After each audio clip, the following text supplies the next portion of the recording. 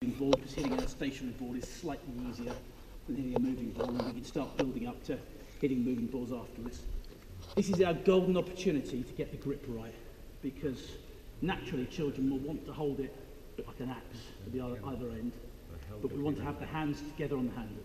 Once we get good and we start scoring hundreds, we can have our hands however we want them, but to teach the kids to get control, we need to try and get the hands just touching each other. And we also introduce the V shapes on the hands.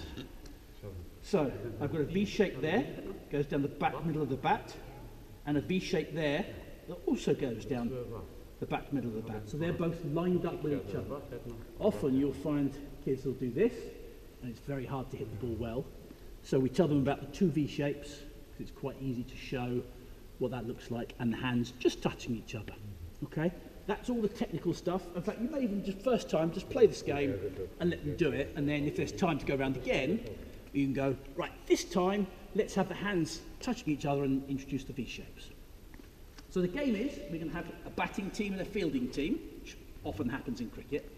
The fielding team are going to stand behind the yellow line, that side, and they're not allowed to move until the batter has hit the third ball off the third tee, because the batter is going to play what we know as a straight drive, and that is by putting the foot forward and then hitting through the ball down towards that side.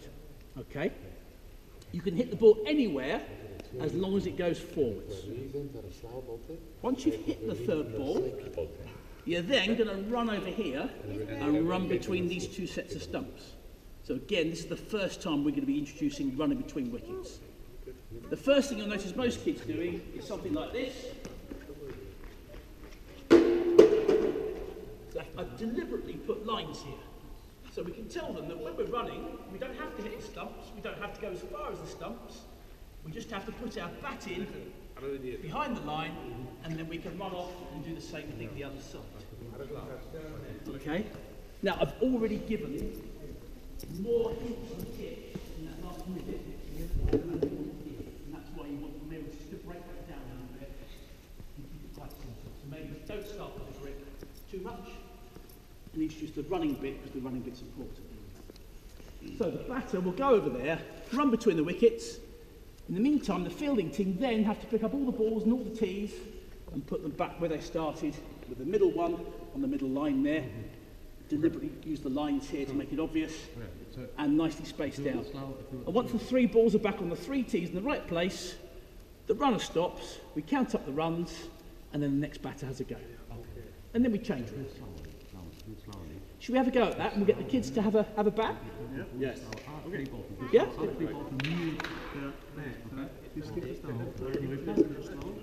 So, can we have a few of you back fielding? Tell all these grandpas to go back, let the kids be here. Do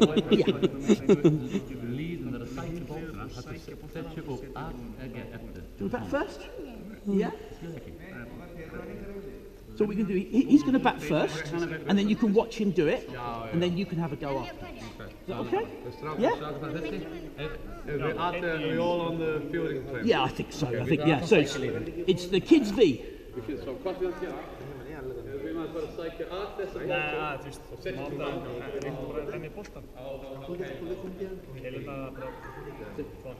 And then you're going to point. Look how he. You're going to point this toe as you go forwards, that way. Point that way, yeah, and then hit the ball. But don't hit the ball just yet. And then, when you've hit all three of them, you're going to go over there and go running backwards and forwards like that. Yeah? And watch like this. Okay? I'm going to count the runs. 1, 2, 3. Okay? Okay. So he's gonna hit 3 first, huh? You stay lucky with them. Yeah, stay. You should go and field for now, and then it'll be your turn to bat in a minute. Yeah. Okay. If you stand, just you're going to come over there and run in a minute. So. Yeah. Okay. So fielders are not allowed to move now at all until the third ball is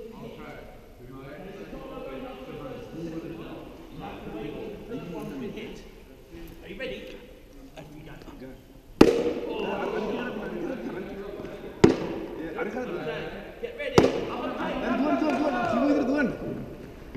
ආයෙත් මෙහෙට එන්න මේ පැත්තට එන්න මේ පැත්තට එන්න. අර පැත්තට යන්න ආයෙත් අර පැත්තට යන්න. යන්න ගොඩක් දුවන්න ඕනේ. තව ඒක වදන්නේ නැහැ. මෙතන විතරයි. ආයෙත් ආයෙත්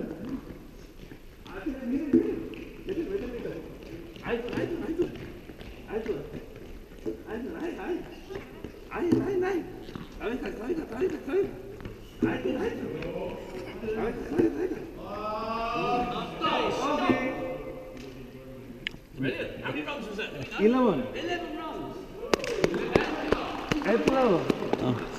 Darren, is it if the kids catch the ball, is he out or no? No. Okay, just hit. There's no outs. Okay, This okay. is just Yeah, just how I got you. It's hitting the fine. ball as hard as possible and do a bit of running. Yeah, I got you. Right. Okay, fielders, no more moving now. Yeah. Okay.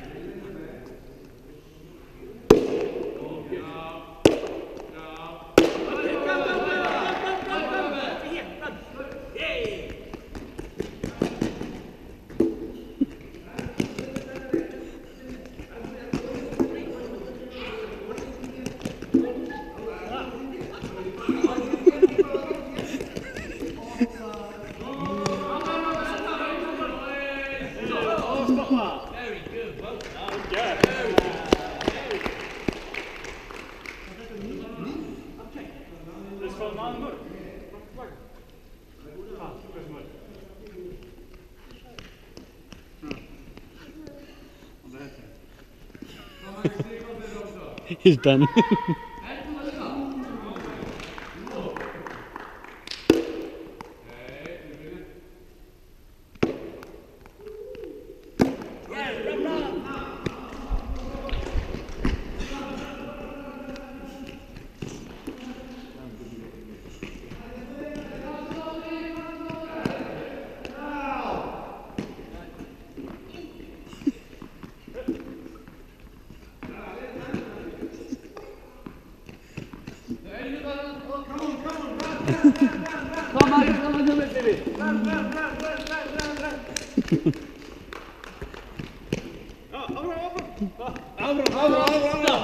Go away. Okay, if everyone just comes back to the So come back onto the blue line for me. Well done, that was really good. Really good. So that's probably a game you can do 2 rounds of with everybody. Everyone gets 3 hits. There'll be some that will struggle maybe to hit it off the tee first time, so you can just sort of help Do them we with try and it. encourage the children to throw the ball back from Yeah, well, absolutely right. It seems their natural instinct is to run back with the ball. It is. And what we can do is after one team has batted, bring them all in, and you can ask the teams what tactics they could be using. So, for example, the batting team, naturally, they'll naturally just hit straight where the fielders are, and then sometimes you get someone who goes, oh, hang on a minute, and if I can hit through the gap under the bleachers there, or so you start to introduce, help them with ideas, try to get them to come up with the ideas. Don't give them everything. Try and get them to think about it. And the same with the fielding. You say, well, maybe, how about 3 of you are on tee duty, so you look after the tees. Others run after the ball, and you throw it back. And maybe if there's extra players in your team, they might stand in the middle to help the throws, and then you can have like a relay throw, and that's much quicker than picking the ball up and running the ball. Often, when they first field in games, you almost always see kids on the boundary pick it up and then start running with it to the stumps.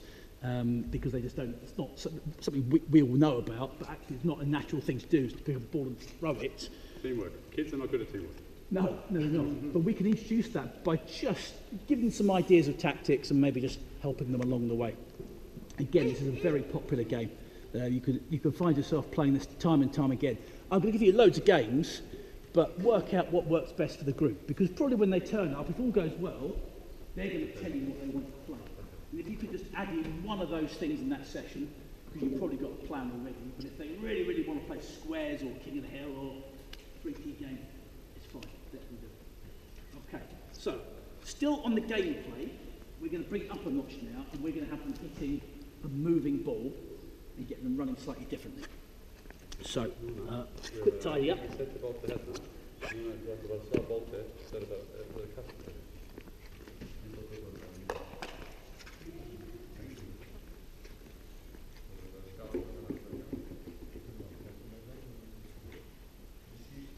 Okay, so this game is called non-stop continuous cricket.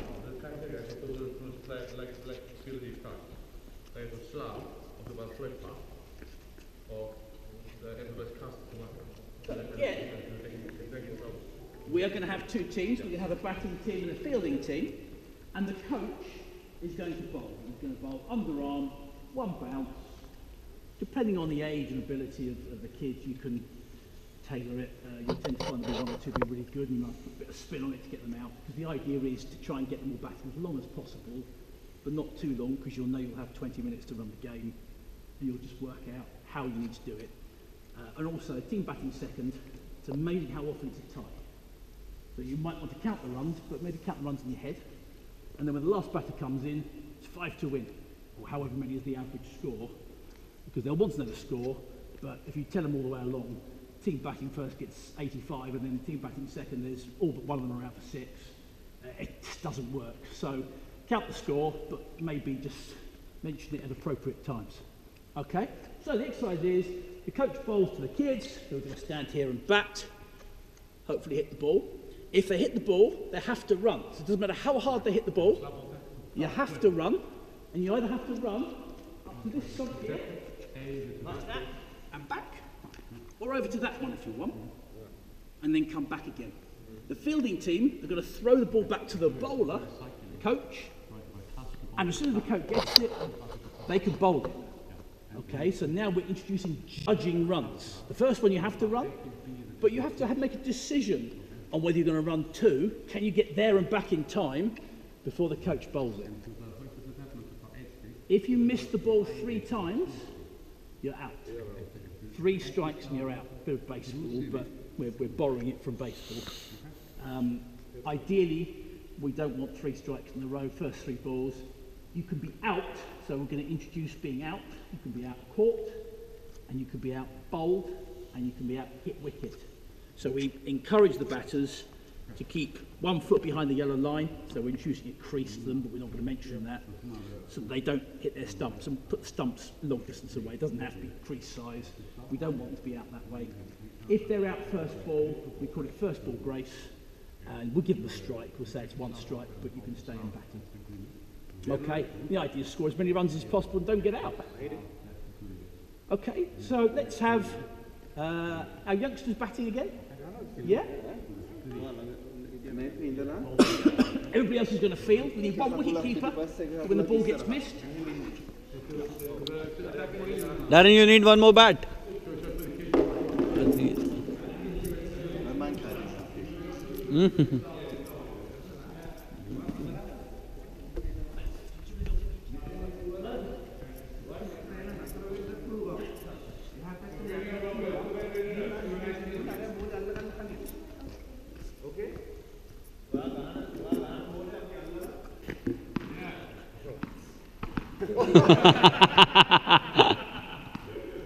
Okay, well, 1 more little go each.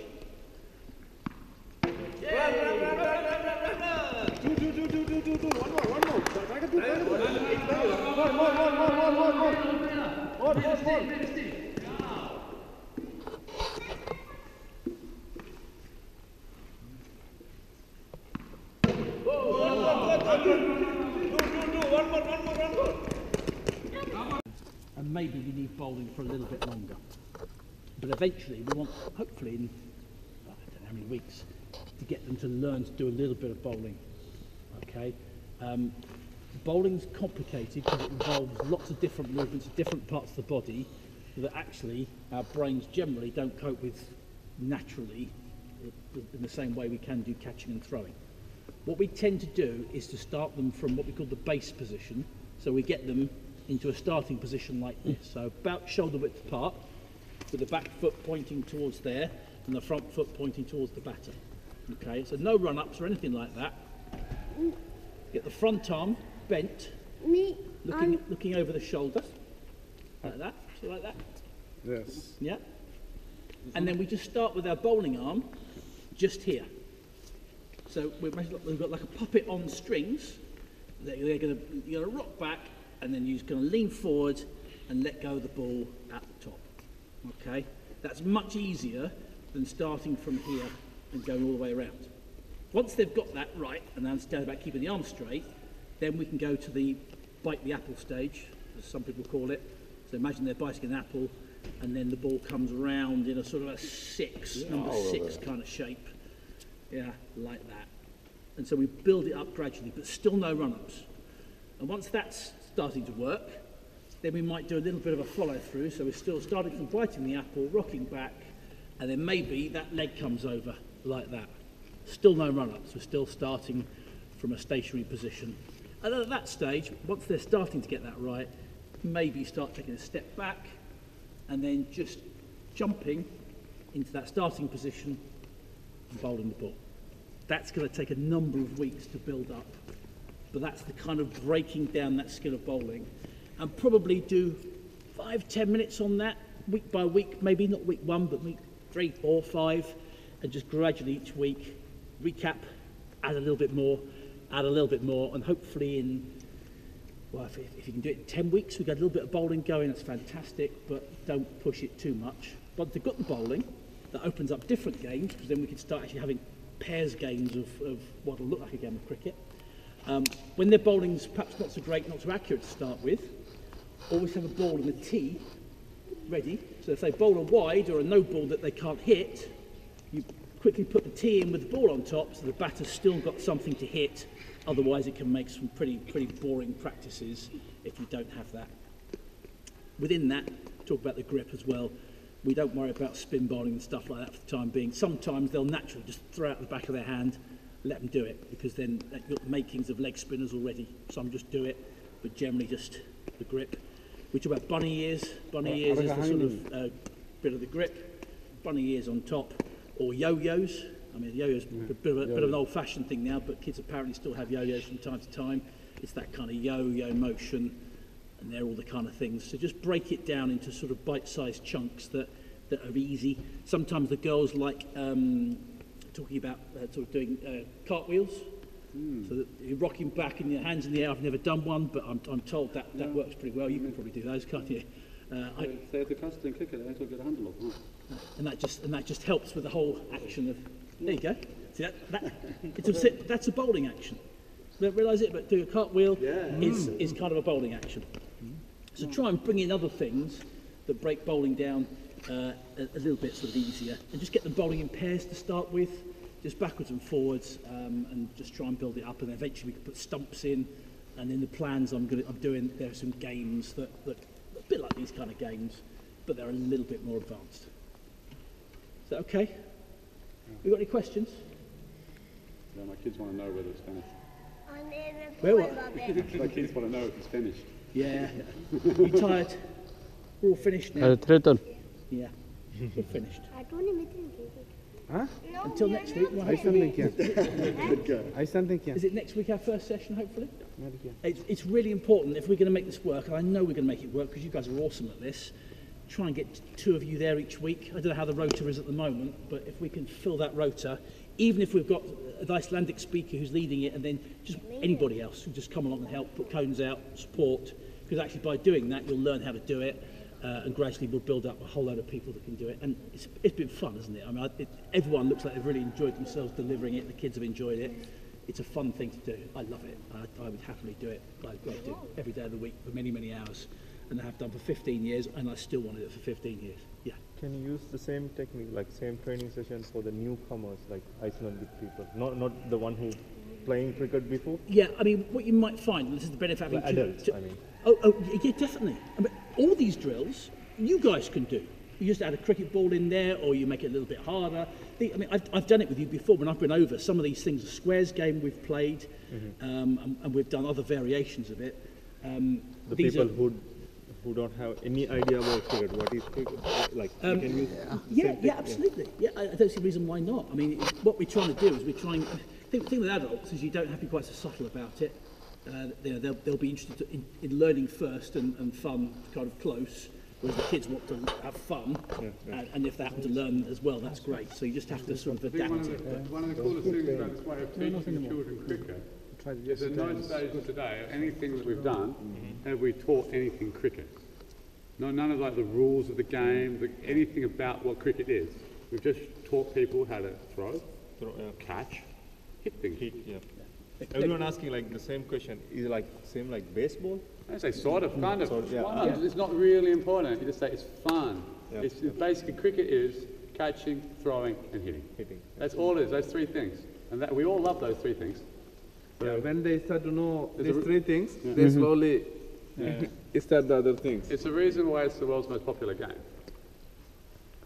Throwing, catching, and hitting. All like that. The very fact that we're going to deliver this in Icelandic as well. Across Europe, there are people going out into schools and trying to do things, but they're generally expats who don't speak the languages very well, delivering sessions that it just doesn't work so well. But particularly in Icelandic, I mean, that's going to be so powerful to work with the kids in that, and it's going to make a big difference. Well, I'm prepared to do it every second week. That's perfect. That's And this will be the most common thing we will see. The Every kids time. making fish or the shape. That's great. I mean, I don't know where the rota's at, but I think we're starting next week, aren't we? I'm going to put everyone in the group now who's been here. Great. If you can just spare either once every I'm 4 free weeks. on next week. I'll do it. I'll do it right now. I'll add you all into the The group. times are on Sundays. Sunday 9:30 till 11 at Sporthuset. Hafnarfjörð? Kópavogur. And ideally try and get there 15 minutes early to set stuff up, because if you know what I you're can going do to be doing and you can lay out some bits and pieces, it just makes it so much easier and less stressful.